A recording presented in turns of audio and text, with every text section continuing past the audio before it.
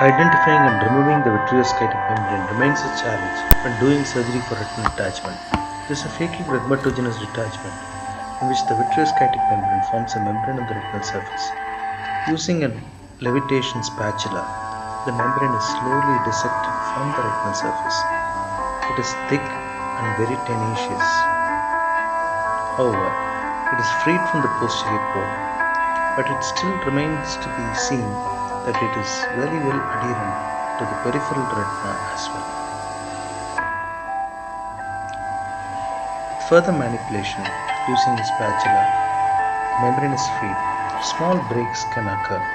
The breaks have to be diathermized, and hemostasis has also got to be secured in selected cases.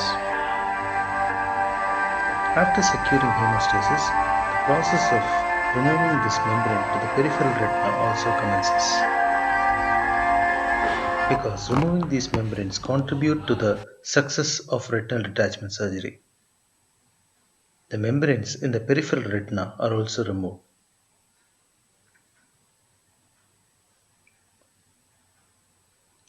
It has its course in the areas of attached retina as well. After careful dissection, the membrane is freed from the surface.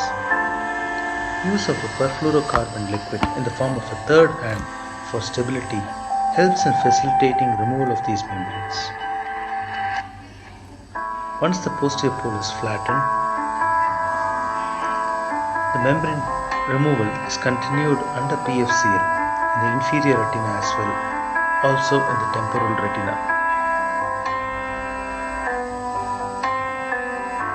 Endolaser is applied to the areas of retinal breaks and also to the peripheral retina. A fluidar exchange is done. Sometimes these membranes remain densely adherent and can also form a clot as in this case. The membrane is found to be tenacious. It is freely made mobile from the retinal surface. Once these membranes are removed from the retina, you find the retina to become more mobile.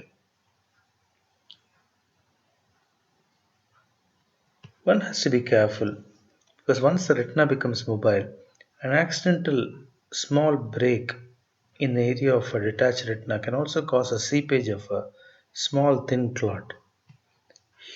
In this scenario, a thin clot happens to go under the subretinal space.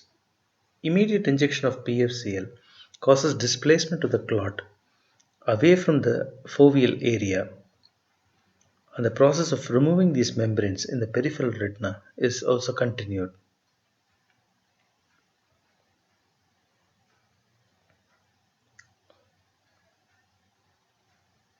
Endolaser is then applied after removing the peripheral membranes. Fluidar exchange is done through a small inferior drainage retinotomy. Identifying is important. This is a case of macular TRD with a vitreoscitic membrane.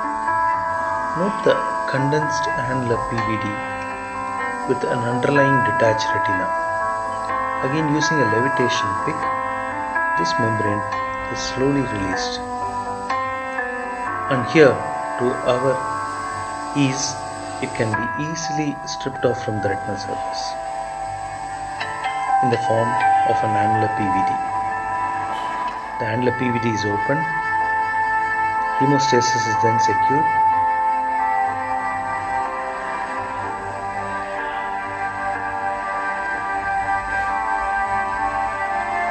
Once hemostasis is secured, PFCL is used to flatten the posterior pole. The remaining membranes in the periphery are also removed. Laser is then done to reattach the retina, and a fluidar exchange and a silicone oil tamponade is then given.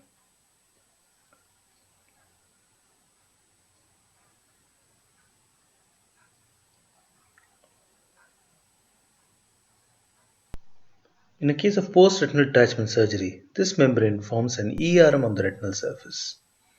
See the well-attached retina with an ERM.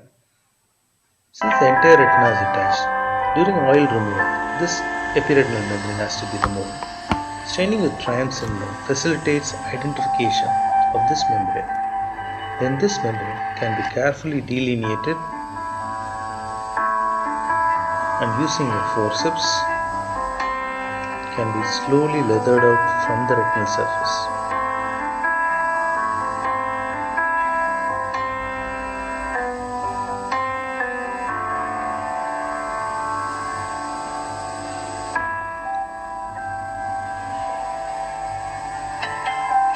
Along with this epiretinal membrane, a portion of the ILM also comes out in this case.